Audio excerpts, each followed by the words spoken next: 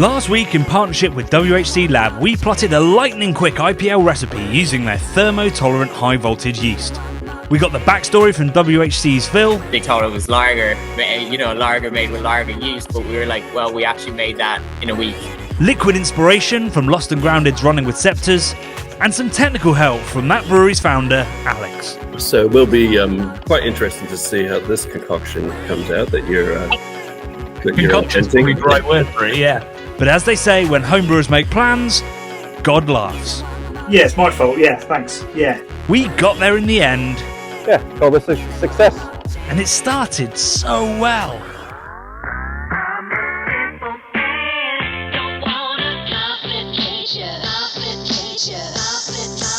It's a beautiful day in the Brewdio, a beautiful day to be brewing, of course, a lager. I've got my Clear IPA t-shirt on, and it's time to mash in. Add the grains, she says. So we're going to start with some of our beautiful Pilsner malt. That's what's going to give some of that lagery quality, a nice biscuity base for us to play with the hops off of. Then we've got our Munich malt, so you could use Carry, you could use Crystal, but that's going to be too much in a beer like this. So instead we're using Munich, which is of course a classic lager malt used in Dunkels. Next got Carapils, not contributing too much other than a bit of head retention, but that's always important. We want our beer to be frothy. It's a lager, we want a frothy top.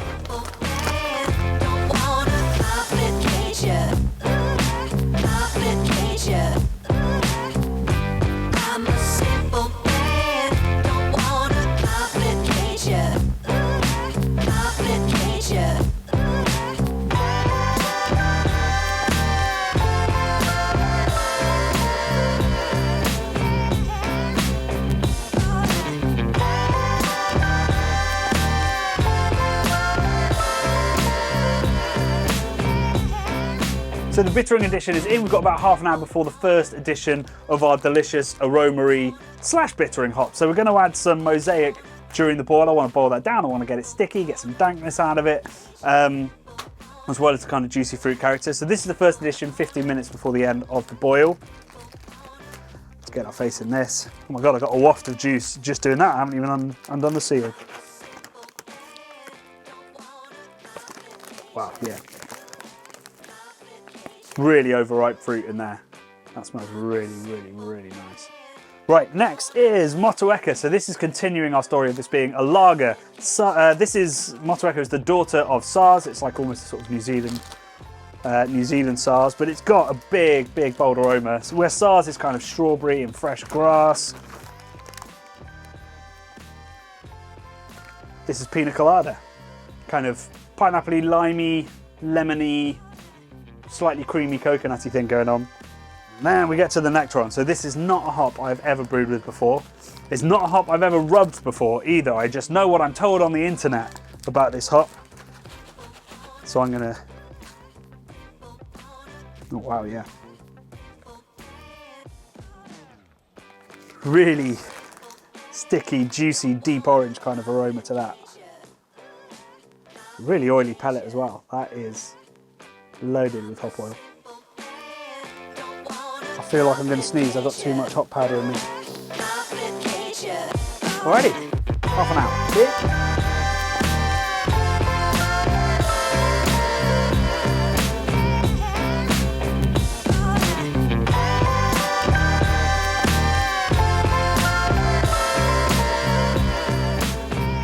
So we're down at whirlpool temp 78, which means the big hop edition is going in. So this is our mosaic. This is our Nectaron. Ooh, yeah. And then, finally our Motueka. Let's get whirlpooling. So the final reading on our Easy Dens is 1056, which is 2 gravity points actually over what we were intending. So now it's going to be like a 5.7-ish% IPA.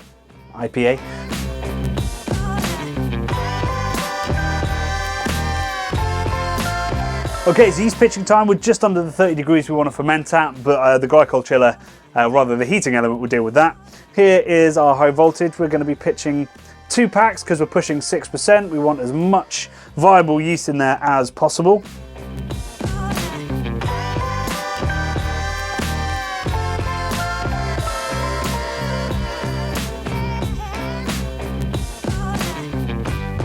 Good morning, Beer Geeks. It is 21 hours since we pitched the yeast. Last night it absolutely took off, and this morning I've come in and it's bubbling gently, a little bit more within the parameters I'd expect. It didn't stay at 30 overnight. It got pretty cold outside, so it was at 29. I was perfectly happy with that, and I'm even happier having seen the gravity it's hit. Remember, 21 hours in, it's basically done. We're at 10-12, and I'm not expecting it to go more than 1 or 2 points further. So pretty much 24 hours, and it's going to be fermented. I'm going to give it obviously more time, check that gravity is stable, and do any cleaning up that it might need to do before I crash it. But that is just absolutely bonkers. Okay, so it's day 4. We hit final gravity of 10-11 on day 3, just to get a little while to tick over. Again, I've given it plenty of time to ensure that that's a stable gravity, that there's been some kind of diac rest, although I don't think anything's really been kicked out in that regard. And now we're crashing down to 15 degrees. And I just want to point out, 3 days to go from 1056 to 1011, 81% attenuation in less than 72 hours. Absolutely incredible. If this comes out clean, this is just like one of the great evolutions of yeast in history. So, I mean, I just can't wait to try this. So we're going down to 15 degrees, then the dry hops are going in for about 36 hours, crash it down, then we're lagering. Okay, so we're 5 days in to this brew. I've crashed down to 15 or 14.8 apparently, which means that it's time to add the rest of our hops. So we've got the same 3, and I'll be leaving them on the hops for about 36 hours, no longer. Usually I possibly go to 48, but I want absolutely no dry hop kind of astringence, bitterness, powderiness, none of that. So I'm going to have it a little bit shorter.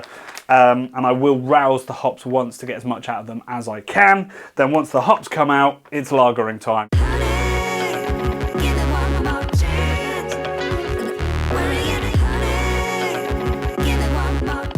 Okay, so it's 6 days since the brew day. I've just dumped all of the hops out the bottom of this. Good. They were sat in there for about 36 hours at 4 degrees. We've had a short kind of cold conditioning time to drop even more sediment out and all of the hops out. And in theory, I could pretty much serve this beer up as a 6-day, really fast, slightly session strength West Coast IPA, but the truth will obviously be in the tasting.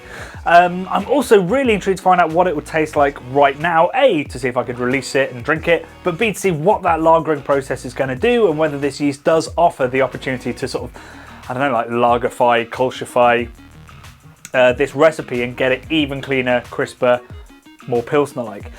So I've just done a little tank pour, and the first thing to note is that with it's about 7 grams per litre, which is where lots of scientific studies tell you you'll start to get diminishing returns in dry hops. It's added a lot of haze to this beer, an absolute ton, but like I say, I've only just dumped the hops, so there's probably still some hop sediment in there.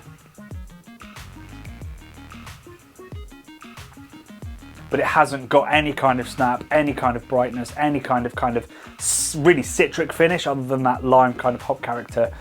So it's not feeling like that classic snap you get from a Pilsner yet, but it is a pretty good sort of modern, between the coasts mountain IPA style kind of beer. Excited by the progress the beer was making, I let it lager on to see if it would clean up, drop clear, and get crispy. It did that, but unfortunately as it did, some other flavours came to the fore. So as you'll have seen, I tasted the beer a couple of days into lagering and it was tasting phenomenal, it was smelling phenomenal, but there was still a little bit of a yeast bite, it was still hazy as hell.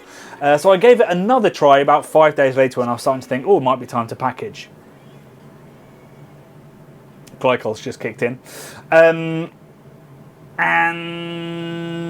yeah, do you remember when I did that tasting of bad macro lagers and Kronenberg came bottom because it tasted like licking a stamp? It's like licking a postage stamp. Yeah, we've got a bit of that going on. It's over bitter, and it just won't clarify. Like, not at all. It looks like a New England beer. And, you know, it can't be the yeast. You know, I've seen so many examples of it being nailed. Yeah. Yeah, it's my fault. Yeah, thanks. Yeah. Yeah, I mean, it's just bad, really, isn't it? Right, so anybody who's watched the Craft Beer Channel homebrew episode before will know that things don't always go to plan, and we endeavour to always show you that. We think it's more entertaining, we think we learn more from it, and we always want to be honest with you guys. So that first batch was not up to my standards, basically, and it was all my fault. I didn't read the packet of the yeast properly. I went into I'm brewing lager mode, so I overpitched the yeast. I gave it loads of oxygen. I did all the things that you don't necessarily need to do with this WHC yeast, and the result was that I got some fermentation profile, some slightly juicy character out of it, and a little kind of postage stamp thing, which I pick up in like high gravity lagers and stuff. Which is not what this yeast is. In fact, when I spoke to WHC about it, they said, we have never heard of anybody achieving that with this yeast. So that's good to know, guys. At least I'm breaking boundaries.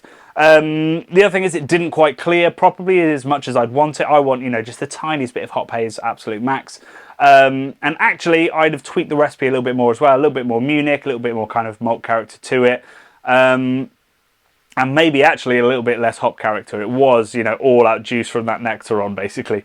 So I've gone back to the drawing board. I've redesigned, well, no, I've tweaked the recipe. And I'm also going to do my fermentation entirely differently. So first time it was 30 degrees. This time it's going to be 24. I'm going to underpitch, or well, pitch the correct amount of yeast and therefore the correct amount of yeast vitamin, which I think is what ended up with that yeast profile that I didn't expect, so that I can come out with a really clean, really crisp beer that shows off those hops beautifully, but isn't sort of saturated like a New England IPA, but also reveals that kind of lager character underneath. So yeah, this is batch 2, brew day number 2.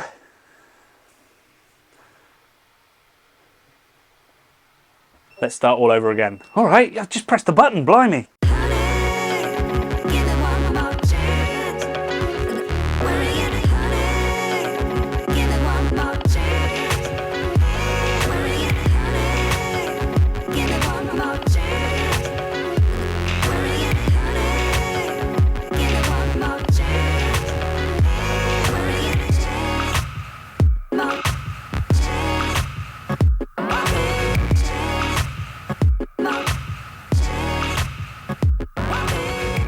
Right, really smooth brew day. Massive aroma coming out of the grain father. Very pleasing to see. The Nectaron's still fantastic, and the Motto Echo as well was really singing. So I'm about to pitch my yeast now. I'm going to put, I reckon I might put the amount of yeast that it says on the packet in, and I'm expecting 80% attenuation from this. So I'll just get my Victorinox out. Thank you, Bradley, for the recommendation. And yeah, 0.3 grams per litre is the pitching rate I'm going for. I'm fermenting at 24. The glycol chiller's already got it. It's 23.7 right now, so it's perfect for pitching, ready to go. But I'm still expecting a really fast ferment even at this rate.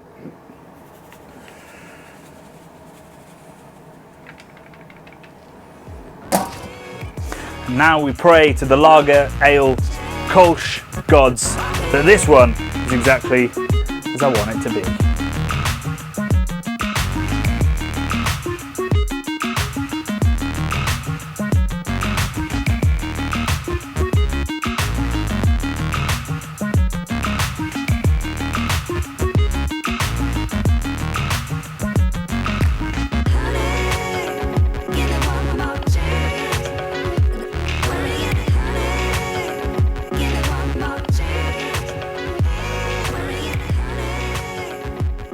Right, so the Clear IPAs t-shirt is gone. I've burned it because as you saw from the pour, I didn't get the clarity that I was after. The camera's making it look a little bit hazier than it is. I can see my hand through it just about, but let's be honest, this is not the crisp, clear IPA that I was envisaging at the start of this video. I'll dig into that in a bit.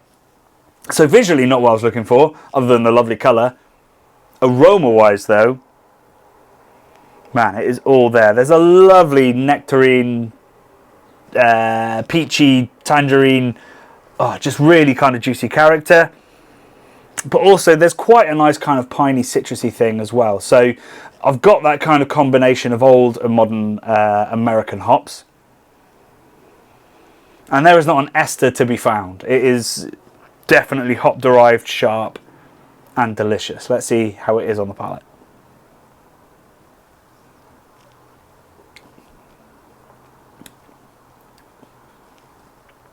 Yeah, I mean, incredibly clean. You would not expect a beer that looks like that to taste so clean, so grainy. It's got that real Pilsner grain to it. Loads of hop character. I would say maybe a little bit too much hop character if I'm being really critical. It is verging too much into IPA and starting to mask that graininess, but that graininess is there up front. Perfect bitterness, but just a slight lingering powderiness, which you can get from big dry hops, which means the contact time is probably a little bit long in such, you know, a bright, clean Pilsner base. So that's a little lesson, either slightly smaller dry hop or slightly shorter contact time. But, you know, it's hard to mess with that when the aroma's that good. And yeah, a really clean, snappy lager finish. I'm so happy with how that yeast has acted here. But the question is whether WHC, whether Alex at Troncoso, and whether Brad will be happy with the way that this beer has turned out. So let's hear from them, and then we'll come back here and we'll talk about what I've learned. Hi, I'm Alex from Lost and Grounded here. We're on Castledale Whitby Road on the banks of the River Avon, out front of the brewery. Just going to try this this beer, which has been coined an India Pale Kolsch by the Craft Beer Channel. So, yes, a bit of colour there. There's definitely some sweet malt, some real kind of peachy hops.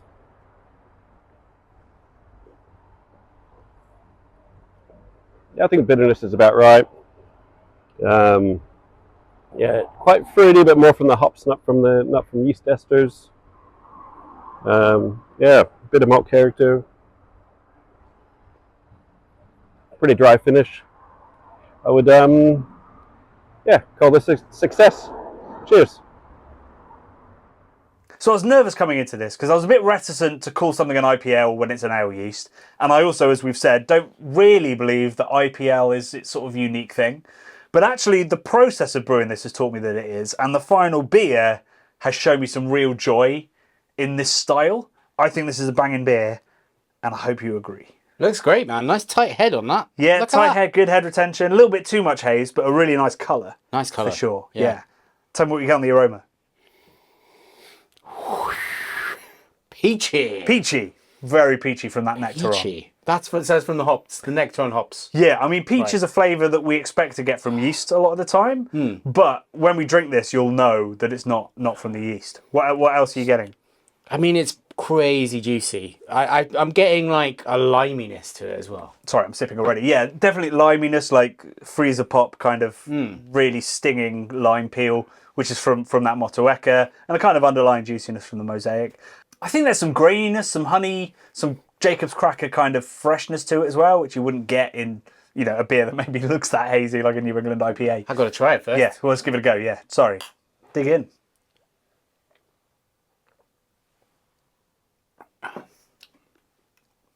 Yeah. Crispy boy, mate. Really crispy, right? Made a crispy boy there. Clean finish. Doesn't hang about like that. If it was like a big hazy IPA, I'd sort of think that peach might hang around, but it's out of there. Exactly, and that's why I think it proves it comes from the yeast, because from the hops, because yeastiness, New England IPA kind of peachiness would sit on your palate like oiliness. You cloying. Taste it when you breathe back out, the retronasal. Yeah, cloying. This one, none of that. It is coming from the hops, from that snappy Motueka lime, nectarine, peachy, Mosaic kind of mango or like citrus skin. It's really zesty, really clean, and it leaves a kind of graininess, I think. Yeah, it has got that kind of graininess you would get while drinking a lager, which is brilliant. I mean, for me, it's combining everything I love in a summer beer. Yeah. You've got the kind of grainy crispness of a lager mixed with a little bit of juice and some like really amazing hop kind of flavours going on. I could crush loads of these. How strong is this, Johnny? So this is 5.4, which is a little bit under where I meant to be. I missed my numbers on the second brew day. But actually, I think it's better this way than the first batch. Yeah. It's incredibly pintable. Mate. And it is that collision that we talked about being like the next trend in beer. It's like hoppy, but pintable and Pilsner-esque, we think is going to be almost the logical conclusion of sort of craft beer's house style. And that's exactly what A, this style offers, but B, this yeast offers to some extent, because it lets those hops shine. So let's talk about the yeast, man, because I think it's so versatile, right? It opens up a lot of possibilities because it ferments really clean, really fast. Yeah. And I think you were saying quite high tolerances as well. Yeah, so in the comments on last week's video, we had people who were making it like West Coast Pilsners, IPLs. Some people said IPKs. We invented that. You must be mistaken. But other things like people making big double IPAs with it. And even one guy making an Imperial Stout with this, which initially blew my mind, but it makes a lot of sense. Ferments really quick, ferments really clean. You can ferment it really hot and remain clean, and then it's got 17% ABV tolerance, so you can make a big old beer with this if you want, and the yeast will cope. You could make like about as big a beer as you can go to with this yeast. Yeah, they don't come much bigger without distilling. But I mean, coming back to this beer, you know, like it's not just a hack. It's not like the fastest beer in the world, which you could use this for, and I probably would use this actually next time I do that beer. But, you know, you can use this and give it a bit more time, give it a really long lagering phase, and you might end up with something a little bit brighter and even cleaner than this. So much you can do with this yeast. And if you read the packet, very easy to use. Don't overpitch, people. Don't overpitch this yeast. I'll drink to that. To IPL, okay.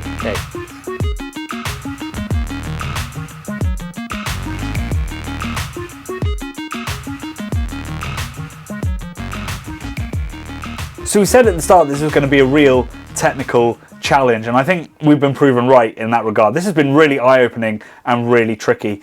I completely overpitched. That's completely on me with that first batch, and it resulted in, you know, with lager brewing, you'd expect to overpitch. You want that really clean profile, but actually with this particular yeast, you need to, if anything, underpitch for what you're used to, certainly if you're lager brewing, but also for ale. So a real eye-opener there. Read the packet closely. Don't, you know, get into a routine when you're brewing new beers. I've also realised that clarity is exceptionally hard to get. Stable haze is very hard to get. Complete clarity is very hard to get, and it's definitely not the yeast that caused the look of this beer. So I'm going to have to dig into, maybe my mash pH was a little bit high, maybe I'm sparging a little bit too hot. I chatted to some brewers at some beer festivals while the beer was while I was trying to clarify the beer, and a lot of them said you're going to struggle to get a clear beer with nectar on. There's so much polyphenol, so much oil in there. That it's going to be tricky. So maybe Nectaron wasn't the best choice, but it certainly was aroma-wise. Although to be fair, Alex's Running with Scepters is pretty hazy. You can turn around something that is incredibly clean, way cleaner than a West Coast, you know, USO5 style yeast. This was 16 days. So just over 2 weeks to get to this. I think what's really great about this yeast, though, isn't necessarily, you know, how high, how hot, how quick you can ferment with it, but with that range of fermentation that you get. So it's brilliant for home brewers if you don't have complete temperature control. It's brilliant for commercial brewers who can use it for all kinds of different styles. And it's just a brilliant kind of house yeast to have for that reason, whether you're at home or a commercial brewer. So as always, I've learned a huge amount just by brewing a brand new style. I've learned that this yeast has some incredible characteristics that will mean that I'll be using it again. And otherwise, yeah, I've learned that sometimes you can bend the rules. Sometimes you can aim for an IPL, brew an IPA, and end up with an IPK, and that's okay. Give it one more chance. Give it one